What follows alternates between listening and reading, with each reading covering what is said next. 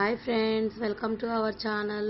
Normal saris కాకుండా cut piece saris వస్తుంటాయి కదా, వాటిని ఎలా జాయిన్ చేసుకోవాలో ఈ వీడియోలో చూద్దాం. రెండు ముక్కల్ని కలపడం చాలా ఈజీ అండి. అది స్టిచ్చింగ్ రాని వాళ్ళు కూడా చేస్తారు. అది ముక్కల చీర అని తెలియకుండా ఉండాలంటే మనం జాయిన్ చేసామని తెలియకుండా ఉండాలి.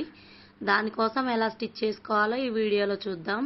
ముక్కల చీర జాయిన్ చేసేటప్పుడు ముందు చిన్నగా ఉన్న ముక్కని కట్చింగ్ వైపు వెళ్ళేటట్టు చూసుకోవాలండి. అంటే మనం ఫాల్ ఎక్కడి నుంచి స్టార్ట్ చేస్తామో అటువైపు చిన్న ముక్క ఉండేలా చూసుకోవాలి. తర్వాత రెండు ముక్కల్ని జాయిన్ చేసుకుంటూ ఒక స్టిచ్ వేసుకోవాలండి. వీడియోలో చూపించిన విధంగా ఎక్స్ట్రా ఏమైనా క్లాత్ ఉంటే కట్ చేసుకోవాలి. రెండు ముక్కల్ని జాయిన్ చేసుకున్నాం కదా, ఆ జాయింట్ని బేస్ చేసుకొని మనం అంచులు ఏ విధంగా మలుచుకుంటామో అదే విధంగా మలుచుకొని ఒక స్టిచ్ వేసుకోవాలి. ఇప్పుడు మనం కుట్టినదంతా తిరగల వైపు అండి. ఇప్పుడు శారీని మంచి వైపుకు తిప్పుకోవాలి. మనం అంచులు మలిచినట్టు మలిచి కుట్టుకున్నాం కదా, దానిపైనుంచి ఇప్పుడు ఒక స్టిచ్ వేసుకోవాలి. చిన్న ముక్క వచ్చేసి కట్జింగ్ వైపు ఉండాలని నేను స్టార్టింగ్ లో చెప్పాను కదండి. అలా చేయడం వల్ల ఇప్పుడు మనం వేసుకున్న జాయింట్ వచ్చేసి కుర్చీలలోకి వెళ్ళిపోతుంది.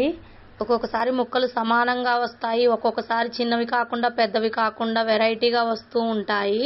ఇప్పుడు నేను చూపించిన ప్రాసెస్ లో ముక్కల్ని జాయిన్ చేసుకుంటే ముక్కలు ఎలా వచ్చినా జాయింట్ కుర్చీలలోకి వెళ్ళిపోకపోయినా కూడా మనకైతే ముక్క జాయిన్ చేసామని అస్సలు తెలియదండి.